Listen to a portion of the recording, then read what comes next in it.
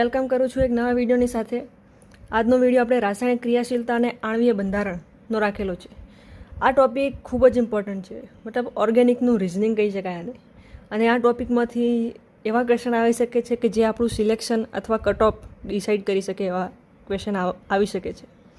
બરાબર, તો સમજવાવાળો ટૉપિક છે. પ્યોર સમજણ જોઈશે, કોન્સેપ્ટ ક્લિયર જોઈશે તો જ આ ચેપ્ટરના ક્વેશ્ચન તમને આવડશે. તો પહેલાંથી લઈને છેલ્લા સુધી ધ્યાન રાખવું આ વિડીયોમાં. અને સિલેબસની વાત કરીએ તો સિલેબસ તમે જોઈ શકો છો આ ચેપ્ટરનો. હવે આગળ વધીએ તો પહેલું છે કે એસિડ બેઝની સંકલ્પના આપણે જોઈ લીધી છે આયનિક સંતુલનમાં. અને એમાં આર્હેનિયસ વૈજ્ઞાનિકે શું કહ્યું, પછી બ્રોન્સ્ટેડ લોરીએ શું કહ્યું, લુઈસે શું કહ્યું, એ એકવાર બ્રીફમાં કહી દઉં. તો આર્હેનિયસે એવું કહ્યું હતું કે જે બેઝ એ OH- મુક્ત કરે એ બેઝ અને H+ મુક્ત કરે એ એસિડ. બ્રોન્સ્ટેડ લોરીએ એવું કહ્યું કે H+ મુક્ત કરે એ એસિડ અને H+ સ્વીકારે એ બેઝ. કોન્જ્યુગેટેડ બેઝ અને કોન્જ્યુગેટ એસિડ એ આની સંકલ્પના છે. બરાબર, સંયુગ્મી બેઝ અને સંયુગ્મી એસિડ વાળી. પછી આવે છે લુઈસ. ઇલેક્ટ્રોન યુગ્મનું સ્વીકાર કરે એને એસિડ કહેવાય અને ઇલેક્ટ્રોન યુગ્મનું દાન કરે એને બેઝ કહેવાય. આ ત્રણે વૈજ્ઞાનિકોને આવી સંકલ્પનાઓ આપી હતી એસિડ બેઝ વિશે.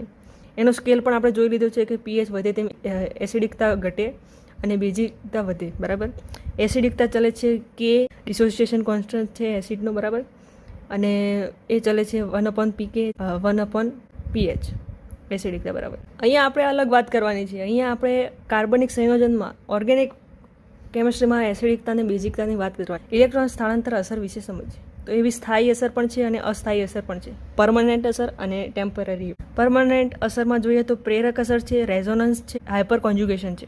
અને ટેમ્પરરી ઇફેક્ટમાં જોઈએ તો ઇલેક્ટ્રોમેરિક ઇફેક્ટ. સૌથી પહેલાં આપણે સ્ટાર્ટ કરીએ પ્રેરક અસરથી. પ્રેરક અસર ઇન્ડક્ટિવ ઇફેક્ટ, ઇંગ્લિશ પણ યાદ રાખજો. હવે આ પ્રેરક અસર છે શું એને આપણે સારી રીતે પહેલાં સમજીએ.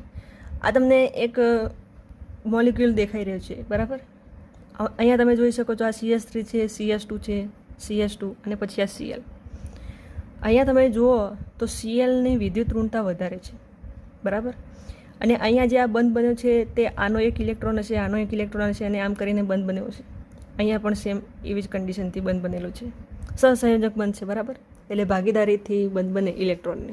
પરંતુ અહીંયા Clની વિદ્યુત ઋણતા વધુ હોવાથી આ જે બંધ છે એના ઇલેક્ટ્રોન છે તે Cl તરફ વધારે આકર્ષિત હશે, કારણ કે એની વિદ્યુત ઋણતા વધુ છે આ કાર્બન કરતાં. તો અહીંયા ડેલ્ટા નેગેટિવ ચાર્જ આવી શકે, પૂરેપૂરો નહીં પરંતુ એવી ઇફેક્ટ તો ખરી જ, કારણ કે બંધમાંના ઇલેક્ટ્રોન આની તરફ વધારે આકર્ષિત અને આના ઇલેક્ટ્રોન આનાથી દૂર જતા રહ્યા. બરાબર, અહીંયા જે મૂક્યો તો એ, તો આના ઉપર ડેલ્ટા પોઝિટિવ આવી શકે ચાર્જ આંશિક રીતે. એવી જ રીતે આ આખા બંધમાં પણ એવું થાય, કારણ કે બધા એક જ અણુ છે, આખો અણુ એક જ છે. તો ઇફેક્ટ તો આવવાની ઓછી કે વધારે પણ ઇફેક્ટ તો ખરી જ. એ ઇફેક્ટને મેં અહીંયા આ રીતે દર્શાવી છે કે આ Cl છે ને એ ઇલેક્ટ્રોન ખેંચનાર છે. ઇલેક્ટ્રોન ખેંચનારને ઇલેક્ટ્રોન વિડ્રોઈંગ ગ્રુપ કહેવાય. બરાબર, ઇંગ્લિશ યાદ રાખજો. અને આ બધા છે, આ બધાના ઇલેક્ટ્રોન જાય છે. એટલે ઇલેક્ટ્રોન પૂરેપૂરો નથી જતો રહેતો, પરંતુ આંશિક રીતે જાય છે. તો આ બધાને ઇલેક્ટ્રોન આપનારા ગ્રુપ કહેવાય. એને ઇલેક્ટ્રોન ડોનેટિંગ ગ્રુપ EWG. આ ઇલેક્ટ્રોન આને ખેંચ્યા તો આ તો ખૂબ નજીક છે, આના ઉપર અસર વધારે છે. પછી એના કરતાં ઓછી અસર આના ઉપર હશે, પણ હશે તો ખરી અસર. પછી એનાથી ઓછી અહીંયા હશે.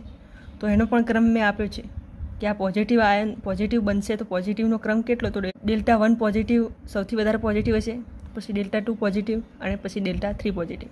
બરાબર, અહીંયા હવે આ ઉપરથી હવે તમને હું સમજાવું કે પ્રેરક અસરની વ્યાખ્યા શું છે. તો પ્રેરક અસર એટલે આંશિક સ્થળાંતર ઇલેક્ટ્રોનનું. કેવા ઇલેક્ટ્રોનનું? સિગ્મા બંધના ઇલેક્ટ્રોનનું. કોની તરફ? વધારે વિદ્યુત ઋણ અણુ તરફ. બરાબર, તો એવી અસરને આપણે પ્રેરક અસર કહીએ છીએ. હવે પ્રેરક અસરના કેટલાક ગુણધર્મો છે એ એકવાર જોઈએ. પ્રેરક અસર ઉદ્ભવવાનું કારણ શું છે?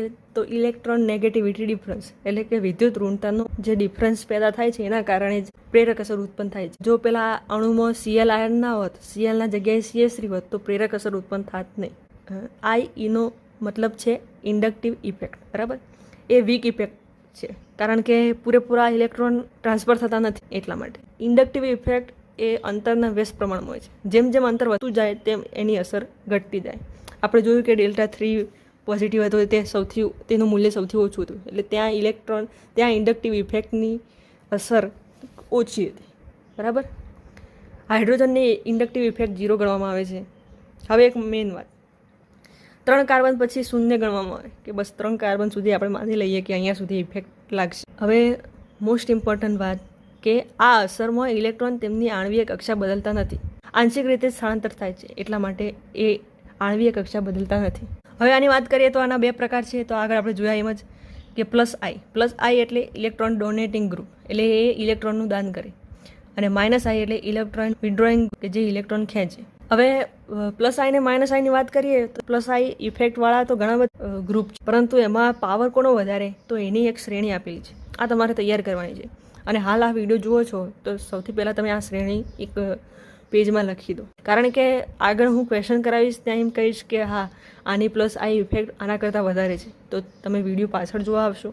એના કરતાં તમે અત્યારે હાલના આ વિડીયોને પોઝ કરો, -I શ્રેણી અને +I શ્રેણી લખી દો. આ ચેપ્ટર એવું છે કે આ પેન પેપર લઈને બેસવા જેવું ચેપ્ટર છે.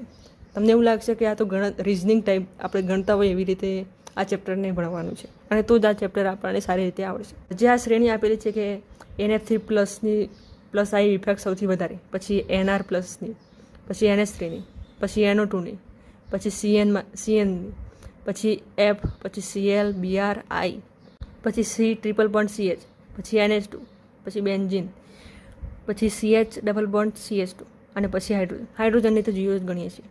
તો આ આખી શ્રેણી તમારે યાદ કરવાની છે, આના વગર ક્વેશ્ચન નહીં થાય. -I ની શ્રેણી જોઈ લીધી. હવે +I ની શ્રેણી જોઈએ. તો પહેલો નંબર છે આમાં CH2- નો, પછી છે NH-, પછી O-, પછી C ડબલ બોન્ડ O-, પછી છે ટર્શરી આલ્કાઇલ, એટલે કે કાર્બનની આજુબાજુ 3 મિથાઇલ ગ્રુપ, બરાબર, આ દોરી પણ છે. પછી સેકન્ડરી, પછી પ્રાઇમરી, પછી CH3 આવે, પછી હાઇડ્રોજનના જે સમસ્થાનિકો છે તેની +I ઇફેક્ટ કેવી શ્રેણીમાં કામ કરે છે તો ટ્રિટિયમની સૌથી વધારે, પછી ડ્યુટેરિયમ, અને પછી હાઇડ્રોજન. બરાબર. હવે વાત કરીએ આવર્ત કોષ્ટકની. આવર્ત કોષ્ટકમાં લેફ્ટ ટુ રાઇટ, ડાબી બાજુથી જમણી બાજુ જતા ઇલેક્ટ્રોન નેગેટિવિટી, વિદ્યુત ઋણતા વધે છે, એટલે -I વધે છે, અને ટોપ ટુ બોટમ જતા એટલે ઉપરથી નીચે જતા ઇલેક્ટ્રોન નેગેટિવિટી એટલે વિદ્યુત ઋણતા ઘટે છે, એટલે -I ઘટે છે. હવે વાત કરીએ કાર્બોકેટાયન, મુક્તમૂલક અને કાર્બોએનાઇન. આ બધું શું છે? જ્યારે પણ કોઈ ઓર્ગેનિક કેમિસ્ટ્રીની રિએક્શન થાય ત્યારે આ ત્રણમાંથી ગમે તે એક ઇન્ટરમીડિયેટ મધ્યસ્થ સ્પીસીસ તરીકે આ ઉત્પન્ન થાય છે. હવે આની સ્ટેબિલિટી ચેક કરવાની હોય છે, અને એના ઉપરથી આપણે જે આપણા ટોપિકમાં જે પૂછ્યું છે કે એસિડ બેઝિકતા સમજાવવાની છે અને એને કમ્પેર કરવાની છે, તો એ આપણે આના ઉપરથી સમજી શકીએ. પણ સૌથી પહેલાં આપણે જોઈએ કે કાર્બોકેટાઇન કેવી રીતે બને છે, કાર્બોએનાઇન કેવી રીતે બને છે, અને ફ્રી રેડિકલ એટલે કે મુક્ત મૂલક કેવી રીતે બને છે. સૌથી પહેલાં વાત કરીએ કાર્બોકેટાઇનની. કાર્બોકેટાઇન એટલે C+, બરાબર. આ CH3Cl અણુ છે, તો એનું આપણે અસમ વિભાજન કરીએ. આ એરો ખાસ ધ્યાન રાખો, આખું એરો આવી રીતે દોરેલું હોય એટલે સમજી લેવાનું કે પૂરેપૂરા ઇલેક્ટ્રોન આપી દીધા છે. આવું દોરેલું હોય તો સમજી લેવાનું કે બંધમાંથી એક ઇલેક્ટ્રોન બંનેને આપેલો છે. તો અહીંયા બધા ઇલેક્ટ્રોન આપણે Clને આપી દીધા, તો Cl- બની જશે, અને જે વચ્ચે CH3+ વધશે, અને આ CH3ને આવી રીતે દર્શાવી શકાય અહીંયા. તો આ જે બન્યું આને કાર્બોકેટાઇન કહેવાય. અસમ વિભાજનથી બને છે. આનું અષ્ટક અપૂર્ણ છે, એટલે 6 ઇલેક્ટ્રોન જ છે આની પાસે. આનું હાઇબ્રિડાઇઝેશન એટલે કે સંકરણ sp2 છે, એટલે એનો આકાર અથવા રચના જે કહીએ એ ટ્રાયગોનલ પ્લેનર છે. હવે વાત કરીએ કે આ જે છે કાર્બોકેટાઇનની પાસે ઇલેક્ટ્રોન ઓછા છે, બરાબર.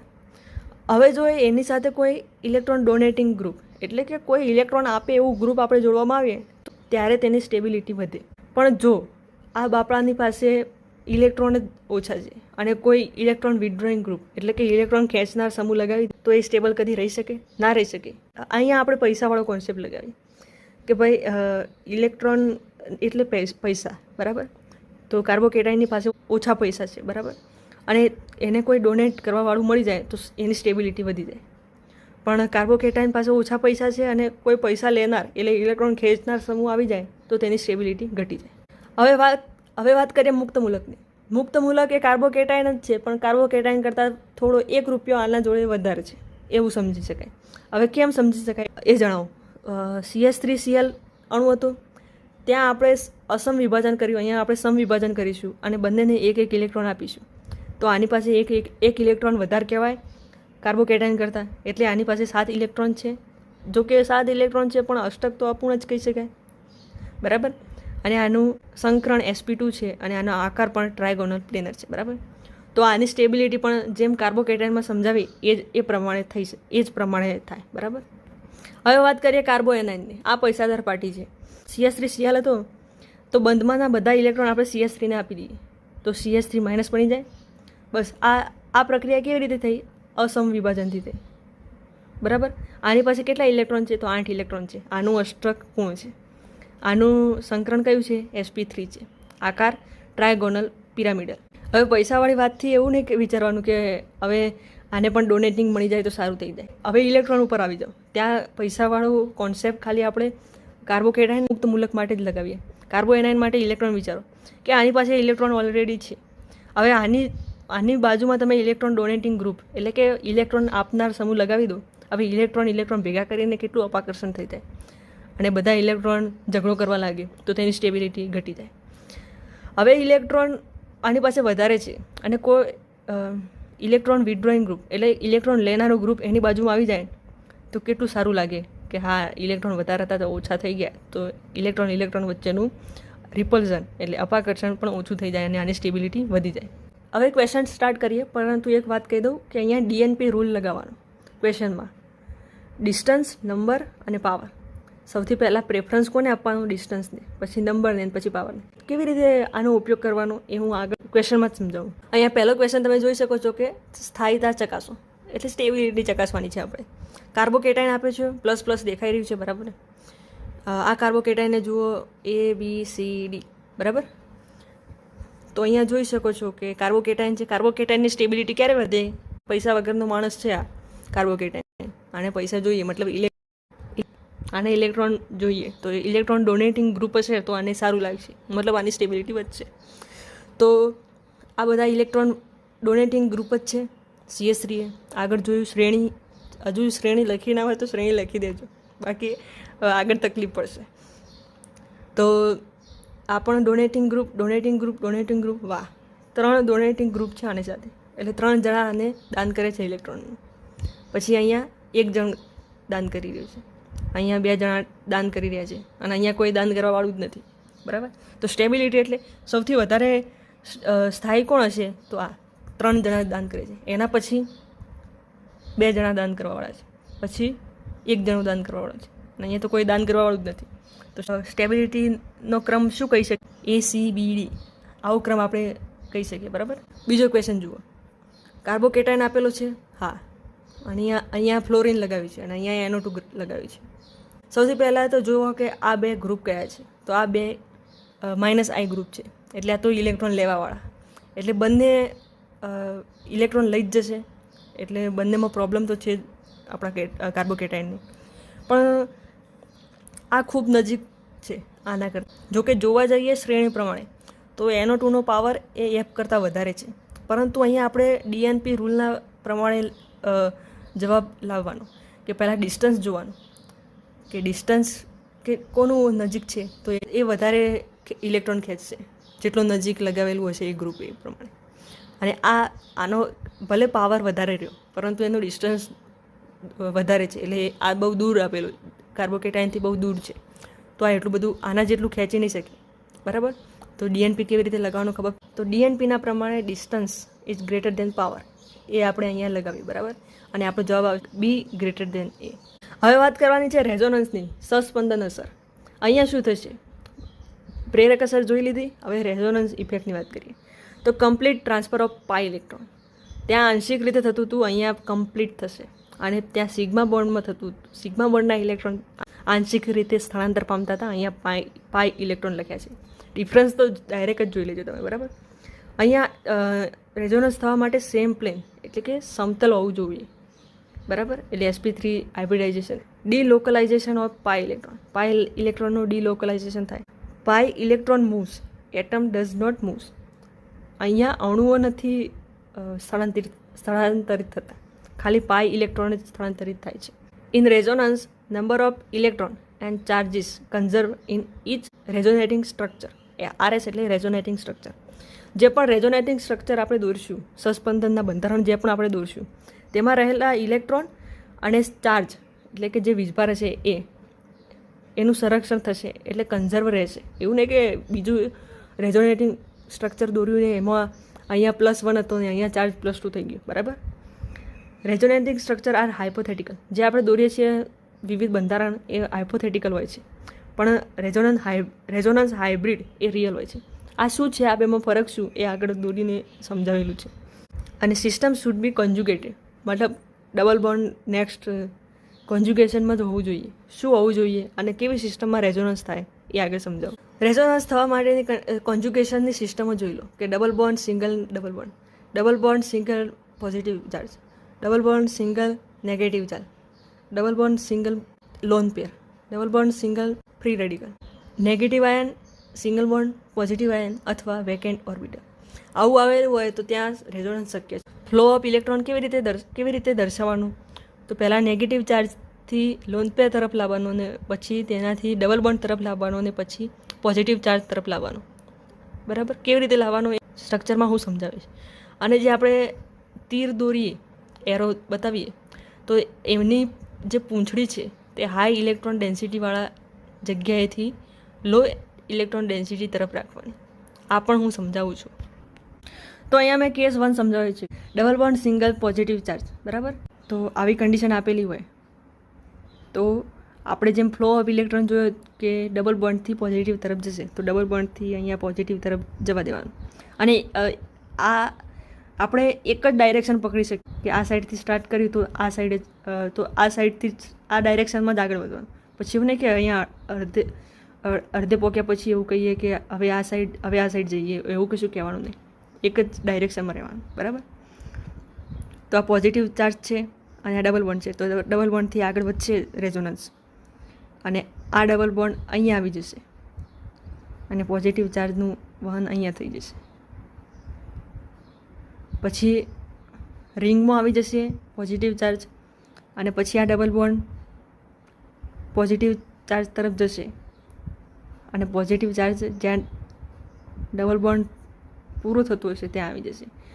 બેઝિકલી થાય છે શું કે જે ડબલ બોન્ડ, સિંગલ અને પોઝિટિવ ચાર્જ અહીંયા આવું હોય. બરાબર. હવે અહીંયાથી ઇલેક્ટ્રોન અહીંયા આવે તે અહીંયા ઇલેક્ટ્રોનની ડેન્સિટી વધી જાય અને અહીંયા નેગેટિવ ચાર્જ ઉત્પન્ન થાય અને અહીંયા એક પોઝિટિવ ચાર્જ ઉત્પન્ન થાય. હવે આ નેગેટિવ ને આ પોઝિટિવ વચ્ચે બંધ બની જાય અને અહીંયા ડબલ બોન્ડ દેખાય આપણને, અને આ પોઝિટિવ અહીંયા પહોંચી ગયો હોય એવું લાગે. બરાબર. થોડું સમજવું અઘરું છે, કોન્સેપ્ટ છે. અને પછી આ પોઝિટિવ ચાર્જ અહીંયા આવે અને પછી આ ડબલ બોન્ડ સાથે પણ કોન્જ્યુગેશન કરી અને પાછો જે હતો ત્યાં પહોંચી જાય. આ જે બધા આપણે દોર્યા સ્ટ્રક્ચર એ રેઝોનેટિંગ સ્ટ્રક્ચર કહેવાય. હવે રેઝોનન્સ હાઇબ્રિડ એ શું છે કે દર્શાવે કે આ જે અંદર પાઇપ બોન્ડ આવેલા છે તે પણ સ્થાયી નથી, મતલબ ફરતા જ રહેશે, અને જે બહાર બંધ છે ત્યાં પણ એક બંધ રેઝોનન્સ કરતો રહેશે. બરાબર. અને ક્યાં પોઝિટિવ ચાર્જ આવ્યો તો બહારની સ્થાન ઉપર આવ્યો, બહાર આવ્યો, પછી ઓર્થો સ્થાન ઉપર આવ્યો છે, પછી પેરા સ્થાન ઉપર આવેલું. આ દર્શાવ્યું તું આને રેઝોનેટિંગ હાઇબ્રિડ કહેવાય. એટલે ટૂંકમાં આ જોઈને આપણે કહી શકીએ કે હા, રેઝોનન્સ ક્યાં થઈ રહ્યું છે. હવે બીજા એક્ઝામ્પલની વાત કરું તો double bond single negative charge અથવા double bond single lone pair. તો અહીંયા તમે જોઈ શકો છો CH3COO-. તો અહીંયા માઇનસ આયન છે અને અહીંયા ડબલ બોન્ડ છે. તો જે ઇલેક્ટ્રોનનો ફ્લો દર્શાવે તો એમાં એવું કહ્યું હતું કે નેગેટિવ ચાર્જથી પાઈ ઇલેક્ટ્રોન તરફ જશે. તો નેગેટિવ ચાર્જ અહીંયા અને પાઈના ઇલેક્ટ્રોન તો પછી ઉપર જતા રહેશે, તો ઓક્સિજન ઉપર માઇનસ આવી જશે અને અહીંયા ડબલ બોન્ડ આવી જશે. બરાબર. 2 સ્ટ્રક્ચર બન્યા અને આ એનું રેઝોનેટિંગ હાઇબ્રિડ. હવે જોઈએ સસ્પંદન અસરની સ્થાયીતા, એટલે સ્ટેબિલિટી કઈ રીતે ચેક કરવાની. 2 રેઝોનેટિંગ સ્ટ્રક્ચર આપેલા હોય તો તેમાંથી આપણને પૂછ્યું હોય કે આમાંથી સૌથી વધારે સ્ટેબલ રેઝોનેટિંગ સ્ટ્રક્ચર કયું, તો કઈ રીતે નક્કી કરવાનું. તો પહેલું આ જે નિયમ આપ્યા છે ને આને લાઇનસર વાપરવાના, પહેલાંથી સ્ટેપ બાય સ્ટેપ જોવાનું. તો પહેલું છે કે વધારે સહસંયોજક બંધ એટલે પાઈ બંધ આવેલા હોય તેની સ્ટેબિલિટી વધારે, જેનું અષ્ટક પૂર્ણ હોય અને જેનું અષ્ટક પૂર્ણ ન હોય તો એમાંથી જેનું અષ્ટક પૂર્ણ છે તેની સ્ટેબિલિટી વધે. ન્યુટ્રલ રેઝોનન્સ એ ચાર્જ રેઝોનન્સ કરતાં સ્ટેબલ, એટલે કે જેના ઉપર કોઈ પણ પ્રકારનો વીજભાર ના આવેલો હોય એ પ્રકારનું રેઝોનેટિંગ સ્ટ્રક્ચર એ વધારે સ્થાયી હોય જેના ઉપર ચાર્જ આવેલો હોય એના કરતાં. Negative charge on more electronegative resonating structure is more stable, એટલે કે ઋણ વીજભાર ઇલેક્ટ્રોનેગેટિવ તત્વ ઉપર આવેલો હોય જે રેઝોનેટિંગ સ્ટ્રક્ચરમાં તે વધારે સ્ટેબલ હશે. આ બધા કેવી રીતે વાપરવાનું એ આગળ સમજાવેલું છે, પણ સ્ટેપ બાય સ્ટેપ જ વાપરવાનું. એવું નહીં કે ડાયરેક્ટ છઠ્ઠું જ વાપરી કાઢ્યું આપણે કે ઇન્ડક્ટિવ ઇફેક્ટ વાપરીએ આપણે, એવું નહીં, લાઇનસર વાપરવાનું. પાંચમું છે કે વિરુદ્ધ વીજભાર નજીક હોય એટલે પ્લસ માઇનસ અને સમાન વીજભાર દૂર હોય એવો રેઝોનેટિંગ સ્ટ્રક્ચરની સ્ટેબિલિટી વધારે હોય. સમાન એટલે પ્લસ પ્લસ માઇનસ માઇનસ, બરાબર. અને આ બધું જોઈ લીધા પછી છેલ્લે ચેક કરવાની ઇન્ડક્ટિવ ઇફેક્ટ, પ્રેરક અસર. કેવી રીતે ચેક કરવાનું આગળ વધીએ. આ એક્ઝામ્પલ આપેલું છે કે કમ્પેર આરએસ એટલે રેઝોનેટિંગ સ્ટ્રક્ચર. તો એમાં આપેલું છે, બી આપેલું છે, બરાબર. હવે તમે જુઓ, પહેલો નિયમ લગાડો કે ભાઈ હા પાઈ બોન્ડ, તો પાઈ બોન્ડ તો બંનેમાં એક એક છે, તો આ તો સમાન થઈ ગયું. પછી બીજા તરફ જઈએ તો બીજો નિયમ એવો હતો કે અષ્ટકપૂર્ણ હોય તો તમે ગણો બંધના ઇલેક્ટ્રોન 1 2 3 4, પછી ઓક્સિજનના, તો બંનેના અષ્ટકપૂર્ણ. બીજો નિયમ પણ કમ્પ્લીટ. ત્રીજો નિયમ એવું કહે છે કે ન્યુટ્રલ હોય એ ગ્રેટર દેન હોય ચાર્જ કરતાં, પણ અહીંયા તો બંને ચાર્જ જ છે, બંને રેઝોનેટિંગ સ્ટ્રક્ચરમાં ચાર્જ આવેલો છે, મતલબ બંને વીજભાર ધરાવશે, એટલે એ પણ નિયમ. ચોથું છે કે જે ઇલેક્ટ્રોનેગેટિવ એટમ હોય એના ઉપર નેગેટિવ ચાર્જ હોય તો સારું, મતલબ વધારે સ્ટેબલ હોય એનું રેઝોનેટિંગ સ્ટ્રક્ચર, એ અહીંયા લાગુ પડે છે. અહીંયા કાર્બન ઉપર નેગેટિવ છે, અહીંયા ઓક્સિજન ઉપર નેગેટિવ છે. ઓક્સિજન એ કાર્બન કરતાં વધારે ઇલેક્ટ્રોનેગેટિવ એટલે વિદ્યુત ઋણ છે, તો એના ઉપર નેગેટિવ આયન સારો લાગે એટલે સ્ટેબલ લાગે, તો આની સ્ટેબિલિટી આના કરતાં વધારે છે, બરાબર. તો જવાબ આવશે બી, ગ્રેટર. બાય સ્ટેપ ચાલવાનું તો જ આવશે આન્સર, બાકી આન્સર આવશે નહીં. પાઈ બોન્ડ જુઓ, અહીંયા એક પાઈ બોન્ડ છે, અહીંયા એક પણ પાઈ બોન્ડ નથી ને અહીંયા એક પાઈ બોન્ડ છે. આ તો સૌથી પાછળ છે જવાબમાં આપણા ક્રમમાં, બરાબર, કે પાઈ બોન્ડથી આ બહાર નીકળી ગયું, બરાબર. હવે આ બેમાં કમ્પેર કરવાનું રહ્યું. હવે આ બે દેખાય જ છે કે આ ન્યુટ્રલ છે અને આ ચાર્જ છે, બરાબર, એટલે આની સ્ટેબિલિટી આના કરતાં વધારે. તો ક્રમ કેવો બને કે પહેલાં સૌથી વધારે સ્ટેબલ આવો એ, પછી સી અને પછી છેલ્લે બી.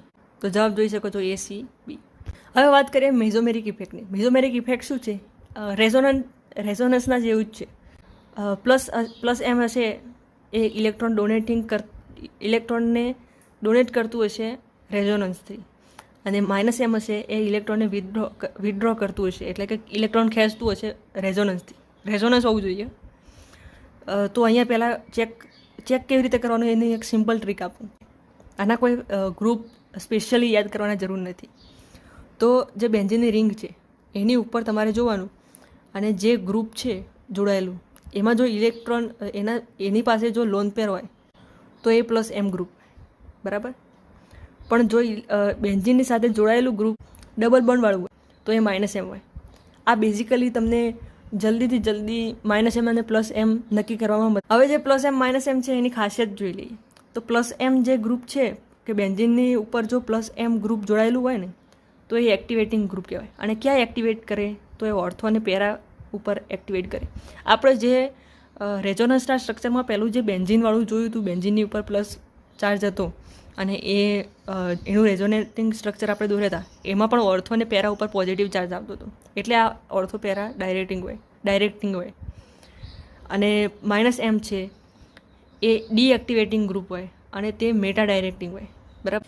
હવે ખાસ વસ્તુ કે જ્યારે પણ આપણે રેઝોનન્સ જોવાનું હોય, નીચે આપેલામાંથી સૌથી સ્ટેબલ રેઝોનેટિંગ સ્ટ્રક્ચર કયું છે, એસિડિક સ્ટ્રેન્થ કોની વધારે, એવું કોઈ પણ ક્વેશ્ચન આવેલો હોય તો તેમાં જો મેટા સ્થાન ઉપર કોઈ ગ્રુપ લાગેલું હોય તો મેટા સ્થાન માત્ર ને માત્ર ઇન્ડક્ટિવ ઇફેક્ટ જોવાની. ત્યાં માઇનસ એમ, ત્યાં પ્લસ એમ પ્લસ આર એવું કંઈ પણ લગાવવાનું નહીં. અને હેલોજન માટે માઇનસ આઈ ઇફેક્ટ એ ગ્રેટર દેન છે માઇનસ એમ કરતાં. એટલે હેલોજન જ્યાં પણ લાગેલો હશે મેટા ઉપર કે ઓર્થો કે પેરા ઉપર, ત્યાં માઇનસ આઈ ઇફેક્ટ જ આપશે, પ્લસ માઇનસ એમ આપશે નહીં, બરાબર. તો એની માઇનસ એમને આપણે ધ્યાનમાં લેવાની છે. આ બે વસ્તુ ધ્યાનમાં રાખવા. હવે વાત કરીએ નવી અસર, હાઇપર કોન્જ્યુગેશન. આને નો બોન્ડ રેઝોનન્સ કહેવાય અને બેકર નાથન ઇફેક્ટ પણ કહી શકાય. આમાં શું થાય complete transfer of sigma bond electron અને only applicable for positive charge, free radical, double bond, triple bond અને બેન્ઝીન સિસ્ટમ. કાર્બો એનાઇનમાં આ લાગશે. આની કન્ડિશન છે કે at least 1 alpha H is required with respect to system. એટલે કે આ જે સિસ્ટમ આપી એની રિસ્પેક્ટમાં એક આલ્ફા હાઇડ્રોજન તો હોવો જ જોઈએ. એ કેવી રીતે નક્કી કરવાનું આગળ? તો આમાં કેટલા આલ્ફા હાઇડ્રોજન છે બાજુમાં લખી દીધા છે, પરંતુ તો પણ તમને સમજાવું પહેલાં કે આ સિસ્ટમ છે આપણી હાઇપર કોન્જ્યુગેશન માટેની. એની રિસ્પેક્ટમાં એટલે કે અહીંયા કાર્બન છે એની રિસ્પેક્ટમાં આ કાર્બન આલ્ફા કાર્બન કહેવાય, આ કાર્બન પણ આલ્ફા કાર્બન કહેવાય, આ કાર્બન પણ આલ્ફા કાર્બન કહેવાય. હવે એના પર કેટલા હાઇડ્રોજન હશે? તો આ CH3 હશે અહીંયા, બરાબર. તો 3 આલ્ફા કાર્બન, આલ્ફા હાઇડ્રોજન અહીંયા, 3 અહીંયા, 3 અહીંયા, એમ કરીને 9 આલ્ફા હાઇડ્રોજન અહીંયા છે. તો આમાં હાઇપર કોન્જ્યુગેશન જોવા મળશે. બીજું જુઓ કે પોઝિટિવ ચાર્જ છે, આમાં પણ સેમ. આના આલ્ફા કાર્બન ઉપર 3 હાઇડ્રોજન છે, એટલે અહીંયા પણ 9 આલ્ફા હાઇડ્રોજન. અહીંયા જુઓ, અહીંયા જે હાઇપર કોન્જ્યુગેશન માટે સિસ્ટમ છે તે છે એની રિસ્પેક્ટમાં, એટલે એને તરત જ અડીને આવેલા કાર્બન, આલ્ફા કાર્બન ઉપર કેટલા હાઇડ્રોજન છે? તો 3 છે. તો અહીંયા પણ 3 છે અને અહીંયા 3, એટલે ટોટલ 6 આલ્ફા હાઇડ્રોજન, બરાબર. અહીંયા સિસ્ટમ કઈ છે હાઇપર કોન્જ્યુગેશનની? તો બેન્ઝીનની સાથે તરત જોડાયેલું કાર્બન એટલે આલ્ફા કાર્બન, અને આલ્ફા કાર્બન ઉપર હાઇડ્રોજન છે તો આ છે. કેટલા છે? 3. હવે અહીંયા જુઓ, સિસ્ટમ તો છે પણ આની સાથે કોઈ કાર્બન જ જોડાયેલો નથી. કાર્બન જ જોડાયેલો નથી તો એની જોડે હાઇડ્રોજન ક્યાંથી હોય? તો 0 આલ્ફા હાઇડ્રોજન. તો અહીંયા હાઇપર કોન્જ્યુગેશન થશે નહીં, હાઇપર કોન્જ્યુગેશન નહીં થાય, બરાબર. હવે જેટલા પણ આલ્ફા હાઇડ્રોજન આવેલા હોય તેટલા સ્ટ્રક્ચર બને હાઇપર કોન્જ્યુગેશનના, આ યાદ રાખવાનું. હવે આપણે હાઇપર કોન્જ્યુગેશન જોઈએ કાર્બોકેટાઇનમાં. તો કાર્બોકેટાઇનમાં જે હાઇપર કોન્જ્યુગેશન થાય છે તે સિગ્મા પી પ્રકારનું હોય છે, બરાબર. આ યાદ રાખો. આવું MCQમાં કોઈક વાર પૂછાઈ જાય છે. અહીંયા એક એક્ઝામ્પલ આપ્યું છે CH3 CH2+. Hyper conjugation structure દોરીએ તો કેવી રીતે દોરવાનું? આની પાસે આલ્ફા હાઇડ્રોજન છે તો હા છે. કેટલા છે? 3. અને જેટલા આલ્ફા હાઇડ્રોજન હોય એટલા એના સ્ટ્રક્ચર બનશે. તો 3 બનશે. તો અહીંયા 3 દેખાય છે આપણને કે હા 3 બન્યા. તો આમાં એવું થાય છે કે નો બોન્ડ રેઝોનન્સ, એટલે કે આમાં કોઈ બંધ ઇન્વોલ્વ નથી. તો તમે જોઈ શકો છો કે આ અહીંયા H+ છૂટો પડી જાય અને તેના ઇલેક્ટ્રોન અહીંયા આપીને જાય એટલે અહીંયા ડબલ બોન્ડ બની જાય. અને એવી રીતે આ H+ જે કર્યું જે આલ્ફા હાઇડ્રોજન, એવું આ બીજા 2 આલ્ફા હાઇડ્રોજન પણ કરશે અને એટલા માટે 3 સ્ટ્રક્ચર બનશે. સ્ટેબિલિટી કેવી રીતે નક્કી કરે અહીંયા કાર્બોકેટાઇનની? તો જેટલા પણ નંબર ઓફ આલ્ફા હાઇડ્રોજન વધારે એટલે એની સ્ટેબિલિટી વધારે. હવે જો હાઇપર કોન્જ્યુગેશન આપણે જોઈએ ફ્રી રેડિકલમાં, મુક્ત મૂલક, સિગ્મા પી પ્રકારનું હોય. અને હાઇપર કોન્જ્યુગેશન જોઈએ આલ્કિનમાં તો એ સિગ્મા પાઈ સ્ટાર કોન્જ્યુગેશન હોય છે. હવે આપણે ઘણું બધું જોયું, રેઝોનન્સ જોયું, પ્રેરક અસર જોઈ, હાઇપર કોન્જ્યુગેશન જોયું. તો એની સ્ટેબિલિટી કેવી રીતે નક્કી કરવાની અથવા કોના ઉપરથી ડિસાઇડ કરવાનું, કોને મોટું ગણવાનું, કોને નાનું ગણવાનું? તો પહેલાં રેઝોનન્સને રાખવાનું, પછી હાઇપર કોન્જ્યુગેશન, પછી ઇન્ડક્ટિવ ઇફેક્ટ, પ્રેરક અસર. આના ઉપરથી તમારે આન્સર લાવવાનું. હવે આપણે જોયું એમાં કાર્બોકેટાઇન અને મુક્ત મૂલકની સ્થિરતા માટે જોઈએ તો આના જોડે ઇલેક્ટ્રોન ઓછા હોય છે અને જો ડોનેટિંગ ગ્રુપ આવે તો તેની સ્ટેબિલિટી વધે. +M વધારે હશે, +M હશે તો વધારે પૈસા આપશે, +H હશે તો એના કરતાં ઓછા આપશે પણ આપશે ખરું, અને +I સૌથી ઓછા પણ આપવાવાળું ગ્રુપ છે. એવી રીતે જો ઇલેક્ટ્રોન વિથડ્રોઈંગ ગ્રુપ હોય એટલે લેનારું ગ્રુપ તો -M સૌથી વધારે પૈસા લઈ જશે એટલે ઇલેક્ટ્રોન લઈ જશે, પછી -H એના કરતાં ઓછા લે છે અને -I એ આ બંને કરતાં પણ ઓછા લેશે, બરાબર. આ ક્રમ તમારે યાદ રાખવાનો અને આ આખું યાદ રાખવાનું કે કેવી રીતે સ્ટેબિલિટી નક્કી થાય છે.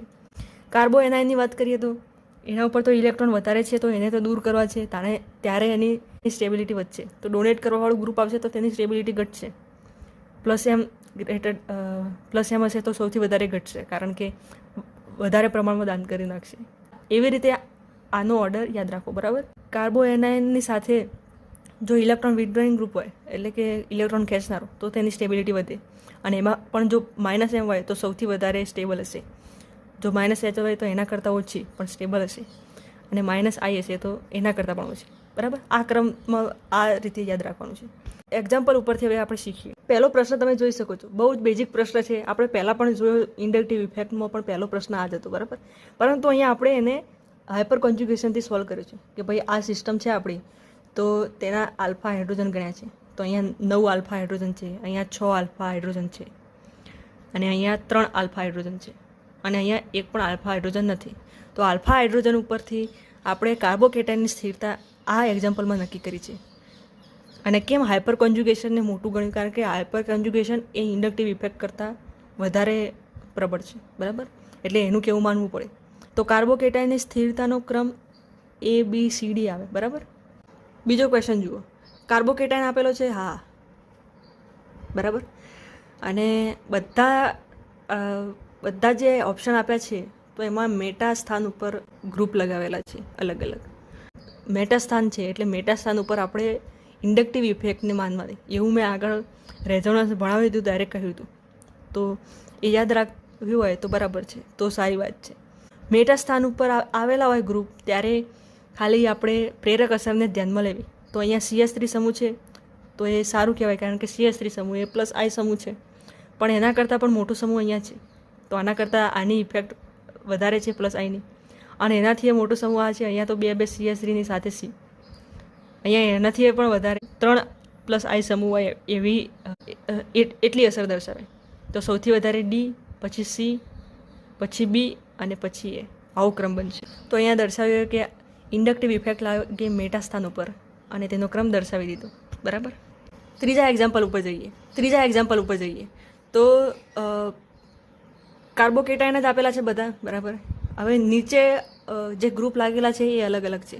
તો અહીંયા OH સમૂહ, OH એ +M ગ્રુપ છે. તો +M હશે તો આપણા કાર્બોકેટાઇનને સારું કે હા ઇલેક્ટ્રોન આપશે. પછી અહીંયા જુઓ તો NO2 છે, NO2 તો -M છે. -M એટલે કે ઇલેક્ટ્રોન લઈ અને સારા એવા લઈ જાય, એની પ્રબળતા પણ ખૂબ હોય.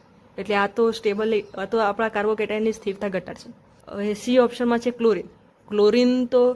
ક્લોરીન વિશે પણ મેં કહ્યું હતું કે હેલોજન હોય તો તે ગમે તે સ્થાને લાગેલું હોય, ઓર્થો, મેટા કે પેરા ઉપર, એની -I ઇફેક્ટ જ વધારે પ્રબળ છે -M કરતાં. તો આ -I લગાડશે. એટલે આના કરતાં તો સારું કહેવાય, કારણ કે આ તો -M છે, બરાબર. હવે વાત કરીએ CH3 સમૂહ માટે તમે સાંભળો અને એક વાત નોંધો કે આ છે ગ્રુપ એ +H જ લગાડશે ગમે તે લાગેલું હોય, બરાબર. તો આની પણ ખાસ ધ્યાન રાખવું. અને અહીંયા તો કોઈ છે જ નહીં. હવે વાત કરીએ સ્ટેબિલિટી. સૌથી વધારે સ્ટેબલ આ કહેવાય, કારણ કે અહીંયા +M છે, એટલે આપનારો સારો એવો આપનારો છે. ઇલેક્ટ્રોનનું દાન કરનારાની ક્ષમતા ખૂબ વધુ છે. હવે એના પછી આ કારણ કે +H છે, +H લગાડે એટલે ઇલેક્ટ્રોન દાન જ કરે છે ને, આપે તો છે ને.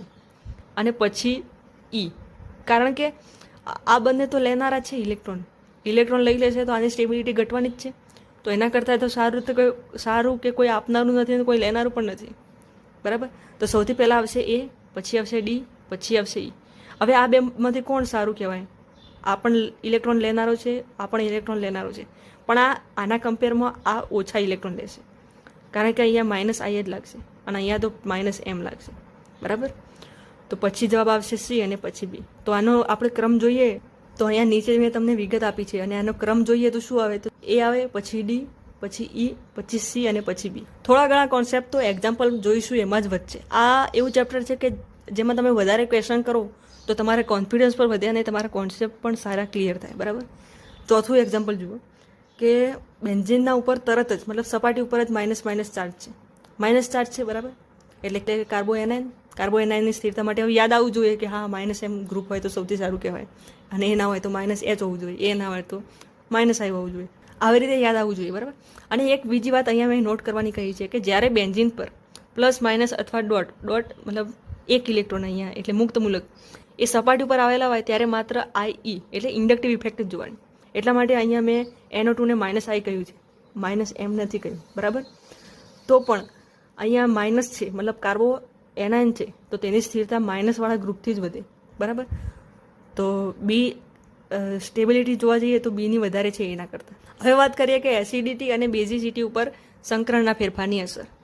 તો તમે સંકરણમાં ઇલેક્ટ્રોનેગેટિવિટીનો ફેરફાર જુઓ તો SP સંકરણમાં વધારે ઇલેક્ટ્રોનેગેટિવિટી છે અને તેના કરતાં SP2 અને પછી SP3, બરાબર.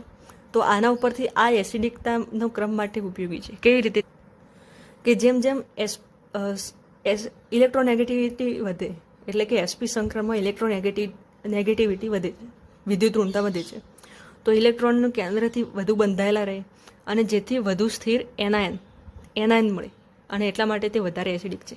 હવે એસિડિક અને એનાયન વચ્ચે શું સંબંધ છે આગળ આપણે જ્યારે એસિડિક સ્ટ્રેન્થ વિશે ભણીશું ત્યારે આની ચર્ચા કરીશું. પણ અહીંયા આપણે થોડું યાદ રાખીએ કે હા, જેમ ઇલેક્ટ્રોનેગેટિવ વધે તેમ એસિડિકતા એનાયનની સ્થિરતા વધે અને એસિડિકતા વધે છે. આમાં એસિડિકતા મેં સરખાવવાનું કહ્યું હોય તો આ sp સંકરણ છે, અહીંયા sp2 સંકરણ છે, અહીંયા sp3 સંકરણ છે, એટલા માટે આ ક્રમ આવે. બરાબર. હવે એસિડ બેઝ વિશે વાત કરીએ. જે આ ટોપિકનું નામ આપ્યું છે ને તેમાં પણ કૌંસમાં લખ્યું છે કે એસિડિક અને બેઝિકતા વિશે જોવાનું છે. તો એસિડિક સ્ટ્રેન્થ વિશે જોઈએ તો કોઈ પણ એસિડ છે HA તે H+ અને A- માં ડિસોસિએશન પામશે. તો અને આ A- બન્યો એ સ્ટેબલ છે. હવે કોઈ એસિડ એ સારો એસિડ છે એવું ક્યારે કહી શકાય કે જ્યારે એનો કોન્જ્યુગેટ બેઝ એટલે જે A- બન્યો એ સ્થાયી હોય. આ સ્થાયી હશે તો આ રિએક્શન પાછી જશે નહીં, અને પાછી નહીં જાય તો આ એસિડ સારી રીતે આયનીકરણ પામશે, અને આયનીકરણ સારી રીતે પામે તો તે સારો એસિડ કહેવાય. બરાબર. આ કોન્સેપ્ટ છે આખો. A- જેટલો સ્થિર એટલો આ એસિડ વધારે એસિડિક. બરાબર.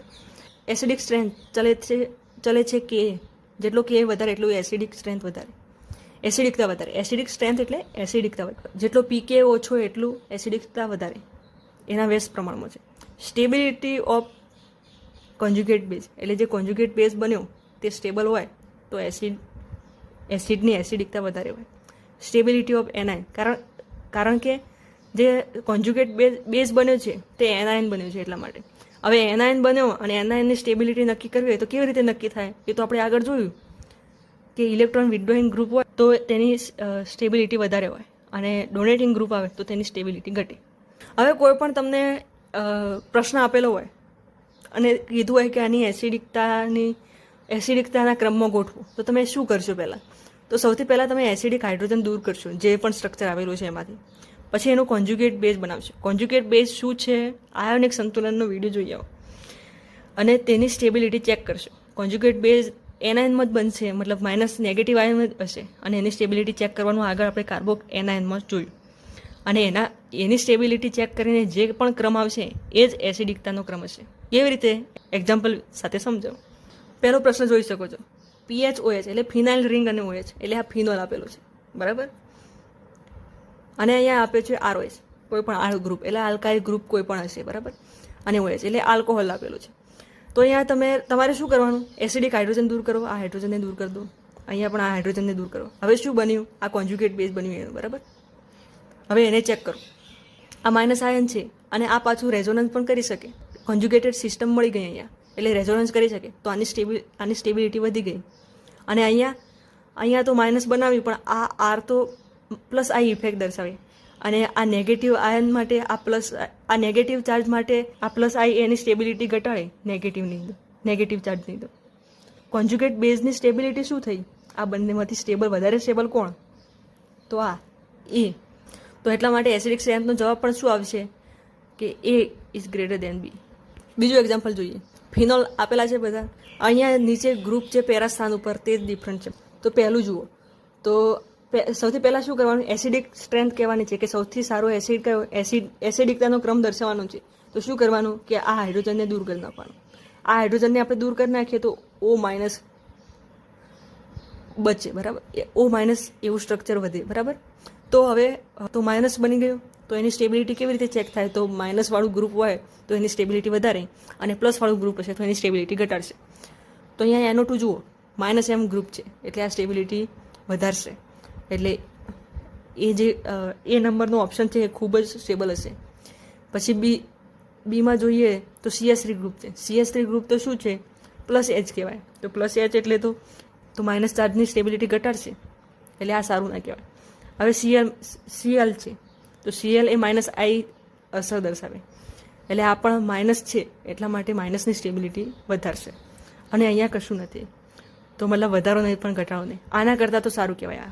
તો ક્રમ જોઈએ છેલ્લે તો સૌથી વધારે એસિડિક A, પછી C, અને પછી D, અને એના પછી B. બરાબર. બેઝનો જે સ્ટેબિલિટીનો ક્રમ જે હશે એ જ એસિડિકતાનો ક્રમ હશે. ત્રીજા નંબરનું એક્ઝામ્પલ જુઓ. ક્યાંથી આપણે એસિડિક હાઇડ્રોજન ઉઠાવીશું તો અહીંયા જોયું, અહીંયાથી પણ ઉઠાવી શકાય, અહીંયાથી પણ સૌથી વધારે એસિડિક આ વચ્ચેનો હાઇડ્રોજન હશે. અને અહીંયા પણ -M ગ્રુપ છે, આ પણ -M ગ્રુપ છે, બે -M ગ્રુપ છે બરાબર. અને અહીંયા એક -M ગ્રુપ છે. તો -M ગ્રુપ જેટલા વધારે તેટલી કોન્જ્યુગેટ બેઝની સ્થિરતા વધારે, કારણ કે કોન્જ્યુગેટ બેઝ એ એનાયન બને છે એટલા માટે. તો એનાયનની સ્થિરતા માટે -M ગ્રુપ હાજર હોવું જરૂરી છે. તો અહીંયા જવાબ આવશે A greater than B acidic strength. ચોથું એક્ઝામ્પલ જુઓ. આ એક્ઝામ્પલમાં થોડું યાદ રાખવાનું છે. પહેલાં તમને મિથેનોલ આપ્યું છે, પાણી આપ્યું છે, ઇથેનોલ આપ્યું છે, એક આલ્કોહોલ આપેલો છે બરાબર. અને એસિડિક સ્ટ્રેન્થ એટલે એસિડિકતાનો ક્રમ દર્શાવવાનો છે. તો યાદ રાખવાનું કે મિથેનોલ એ પાણી કરતાં વધુ એસિડિક છે. હવે આપણે જ્યારે H- કાઢીને જ્યારે આના કોન્જ્યુગેટ બેઝ બનાવીએ ત્યારે અહીંયા જુઓ તો ઇથાઇલ આવેલું છે, ઇથાઇલ ગ્રુપ આવેલું છે જે +I છે. તે એટલે એ એસિડિકતા ઘટાડે બરાબર, કારણ કે કોન્જ્યુગેટ બેઝની સ્થિરતા ઘટે, માઇનસ ચાર્જ છે એટલા માટે. અહીંયા તો 2+I છે એટલે આ તો આના કરતાં પણ વધારે ઘટાડશે. તો એસિડિકતાનો ક્રમ શું આવશે? તો સૌથી વધારે એસિડિક એ પાણી આવવું જોઈએ, પરંતુ યાદ રાખવાનું છે કે મિથેનોલ એ પાણી કરતાં વધુ એસિડિક છે એટલા માટે મિથેનોલ પહેલાં આવ્યો એટલે A, પછી B, પછી C અને પછી D. હવે SIR ઇફેક્ટ, આ સર નથી, આ છે સ્ટેરિક ઇન્હિબિશન ઇન રેઝોનન્સ. આ ઇફેક્ટ શું છે? પહેલાં તો આપણે જુઓ કે આ A અને આ B, આ બેમાંથી સૌથી વધારે એસિડિક કોણ? તો પહેલાં જોઈને એવું લાગે કે આ તો આનો આપણે આ હાઇડ્રોજન કાઢીને કોન્જ્યુગેટ બેઝ બનાવીએ અને અહીંયા બનાવીએ તો એવું લાગે કે આ તો પ્લસ એજ ઇફેક્ટ આપશે અને આની એસિડિકતા આના કરતાં વધારે કહેવાય બરાબર. આપણે એવો જવાબ લાવીએ બરાબર, નોર્મલી આવું વિચારીને. પરંતુ આ જવાબ આપણો ખોટું છે. કેમ? તો એનું સોલ્યુશન છે આ SIR ઇફેક્ટમાં. તો SIR ઇફેક્ટ એ શું છે? જ્યારે પણ બેન્ઝોઇક એસિડ આવેલું હોય, બેન્ઝોઇક એસિડના કેસમાં જ આ ઇફેક્ટ લાગશે અને કામ કરશે. તો બેન્ઝોઇક એસિડ આવેલું હોય અને તેના ઓર્થો સ્થાન ઉપર એટલે તેની નજીકમાં જ કોઈ બલ્કી સમૂહ હોય, બલ્કી ગ્રુપ હોય, ભારે સમૂહ. તો એ જ્યારે ભારે સમૂહ આવી જાય ત્યારે આ જે આ આખો અણુ એક સેમ પ્લેનમાં હતો, સેમ સમતલમાં હતો, સમાન સમતલમાં હતો બરાબર. એટલે અહીંયા રેઝોનન્સ થતું હતું.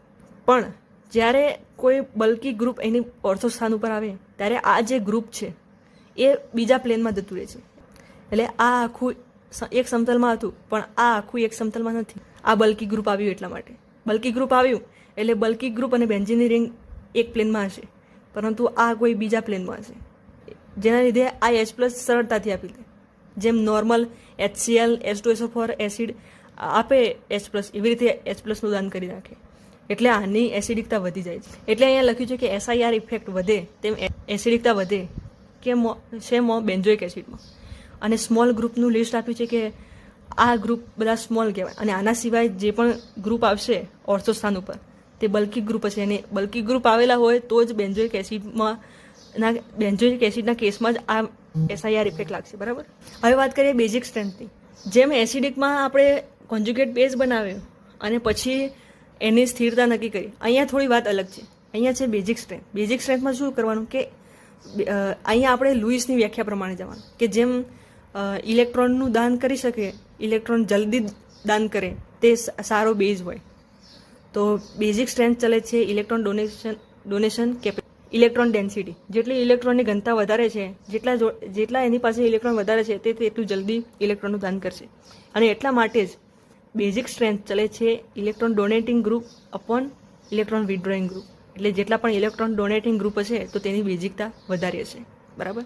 અને ઇલેક્ટ્રોન વિથડ્રોઈંગ ગ્રુપ આવતા હશે બાજુમાં તો એ બેઝિકતા ઘટાડશે બરાબર. બેઝિકતામાં જુદા જુદા કેસ છે. પહેલો કેસ છે કે ઇલેક્ટ્રોન નેગેટિવિટીના વ્યસ્ત પ્રમાણમાં છે. જો વિદ્યુત ઋણતા વધારે છે તો તે તો એ ઇલેક્ટ્રોનને વધારે પોતાની તરફ આકર્ષિત રાખશે.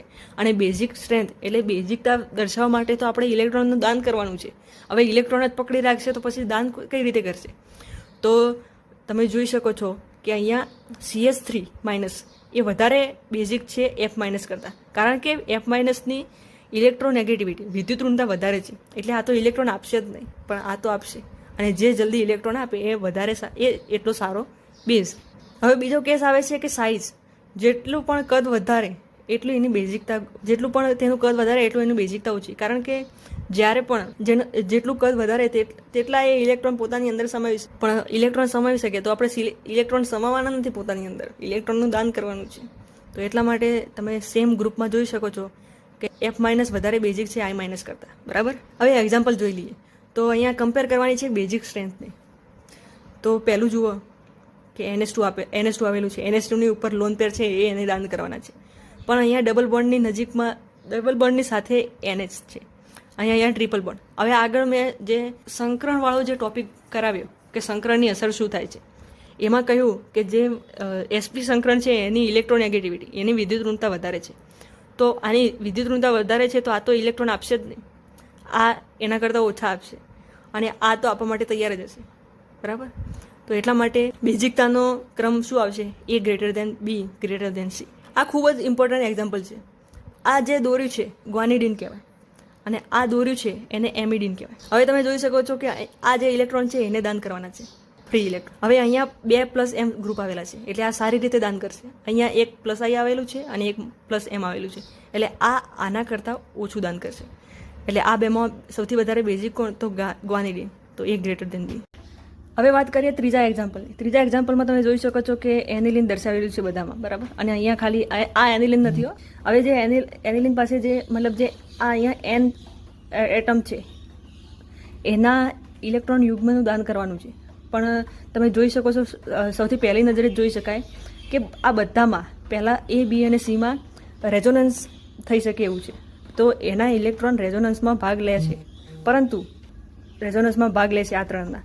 પરંતુ અહીંયા કોઈ રેઝોનન્સ નથી એટલે આના ઇલેક્ટ્રોન જે છે એ મુક્ત અવસ્થામાં છે. એટલે મુક્ત અવસ્થામાં છે તો એ જલ્દી દાન કરી શકે છે. તો સૌથી પહેલો નંબર આનો આવવો જોઈએ. બરાબર. હવે આપણે કમ્પેર કરીએ આ ત્રણની વચ્ચે. આ ત્રણની વચ્ચે જોઈએ તો આ NO2 ગ્રુપ છે, અને NO2 ગ્રુપ એ વિડ્રોઈંગ ગ્રુપ છે, અને વિડ્રોઈંગ ગ્રુપ છે તો ઇલેક્ટ્રોન લઈ લેશે, પણ આપણે તો ઇલેક્ટ્રોન આપવાના છે, અને આ ઇલેક્ટ્રોન લઈ લેશે તો મતલબ આપણું કામ બગાડશે. એટલે આ સારું બેઝ બનવા દેશે નહીં આને. પછી અહીંયા છે CH3 તો સારો સમૂહ છે. CH3 સમૂહ એ +H છે, અને જે ઇલેક્ટ્રોનનું દાન કરે છે, અને આપણે ઓલરેડી ઇલેક્ટ્રોન આપવાના છે એટલે આ સ્ટેબિલિટી વધારશે. અહીંયા કોઈ પણ સમૂહ હાજર નથી એટલે પણ આ છે એ આના કરતાં તો સારો જ કહેવાય. બરાબર. તો એટલા માટે આપણે જો ક્રમ જોઈએ બેઝિક સ્ટ્રેન્થનો તો સૌથી પહેલાં D આવે, પછી B, પછી C અને પછી A. બરાબર. વાત કરીએ SIPની. SIP અહીંયા સ્ટોક માર્કેટની વાત નથી કરવાની. SIPની વાત કરું, સ્ટેરિક ઇન્હિબિશન ઇન પ્રોટોનેશન. જેવું આપણે SIR ઇફેક્ટ જોઈ એવી અહીંયા SIP ઇફેક્ટ જોવા મળે છે. આ પણ કેસ ખાલી એનિલિનમાં જોવા મળે છે. પેલો કેસ બેન્ઝોઇક એસિડમાં જોવા મળતો. આ બે વચ્ચેની તમે બેઝિક સ્ટ્રેન્થ કમ્પેર કરાવો તો તમે મને એવું કહો કે આ એનિલિન છે, પણ આ એનિલિનની બાજુમાં CH3 છે. CH3 સમૂહ તો ઇલેક્ટ્રોનને ડોનેટ કરે છે, તો આની બેઝિકતા આના કરતાં વધારે કહેવાય એટલે B ગ્રેટર દેન A. પણ આ જવાબ ખોટું છે. હવે કેમ? તો અહીંયા SIP ઇફેક્ટ લાગે છે. આ બેઝ હોવામાં ઇલેક્ટ્રોનનું દાન નહીં, પણ આ જે H+નો સ્વીકાર પણ કરવો પડે. બરાબર. બ્રોન્સ્ટેડ-લોરીની સંકલ્પના પણ યાદ કરવી પડે. અને જો આ ઇલેક્ટ્રોન યુગ્મનું દાન કરે પણ પછી તેને H+નો સ્વીકાર કરીને NH3+ આયન બનાવવું પડે અહીંયા. અને આ પણ આવી રીતે આયન બનાવી શકે, પરંતુ જ્યારે આ NH3+ આયન બનાવે ત્યારે તેનું સંકરણ sp3 હોય, અને આ બાજુમાં જે ગ્રુપ આવેલું છે ઓર્થો પોઝિશન ઉપર તેનું સંકરણ પણ sp3 છે. તો આ બંને એટલા નજીક આવી જાય કે જેના કારણે એમના વચ્ચેનું રિપલ્સન એટલે અપાકર્ષણ વધી જાય, અને આ અપાકર્ષણ વધતું હોવાથી આ ક્રિયા થતી નથી. H+ સ્વીકાર કરવા દેતું નથી. આ પ્રક્રિયા રિવર્સ પ્રતિગામી દિશામાં જાય છે, પુરોગામી જવાના બદલે, અને એટલા માટે આની બેઝિકતા ઘટે છે. ત્યાં SIR ઇફેક્ટમાં બેન્ઝોઇક એસિડની એસિડિકતા વધતી હતી, પણ અહીંયા SIP ઇફેક્ટમાં એનિલિનની બેઝિકતા ઘટે છે. બરાબર. યાદ રાખવું, સ્પેશિયલ કેસ છે. તો બેઝિકતાનો ક્રમ શું આવે? A greater than B. હવે એલિફેટિક એમાઇનની બેઝિકતા વિશે જાણીએ. સ્પેશિયલ કેસ જોવા મળે છે. ગેસિયસ મીડિયમ મતલબ વાયુ અવસ્થામાં કોઈ પણ અપવાદ નથી. વાયુ અવસ્થામાં ડાયરેક્ટ આપણે જે +I ઇફેક્ટ છે એના આધારે કહી શકીએ કે હા ટર્સરી એમાઇન હોય એની બેઝિકતા વધારે હોય, પછી સેકન્ડરી, પછી પ્રાઇમરી અને પછી NH3. પરંતુ જાણે એક્વસ મીડિયમની વાત કરવામાં આવે ત્યાં હાઇડ્રોજન બંધ અને આ ઇફેક્ટને અલ્ટરનેટિવ રીતે લેવામાં આવે છે. અને R બરાબર જો CH3 સમૂહ હોય તો જુદો ક્રમ આવે છે, અને R બરાબર CH2CH3 સમૂહ આવેલો હોય એટલે ઇથાઇલ સમૂહ હોય તો પણ ક્રમ બદલાઈ જાય છે. એટલે આ બંને ક્રમ આપણે યાદ રાખવાના છે. યાદ રાખવાની ટ્રીક એવી છે કે આ સેકન્ડરી છે, આ પ્રાઇમરી છે, આ ટર્સરી અને પછી NH3. બરાબર. પછી જોઈએ તો આ સેકન્ડરી છે, આ ટર્સરી છે અને આ પ્રાઇમરી છે, અને પાછળ તો બંનેને સેમ NH3 આવે છે.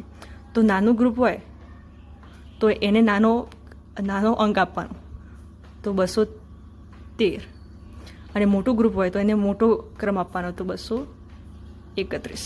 બરાબર, આ રીતે તમે યાદ રાખી શકો છો. બરાબર, લેક્ચરને અહીંયા સુધી રાખીએ છીએ. હજુ આપણે કીટોઇનોલ, ટોટોમેરિઝમ અને આનો એક્ઝામ્પલ હજુ પણ મારે ક્વેશ્ચન કરવાના બાકી છે.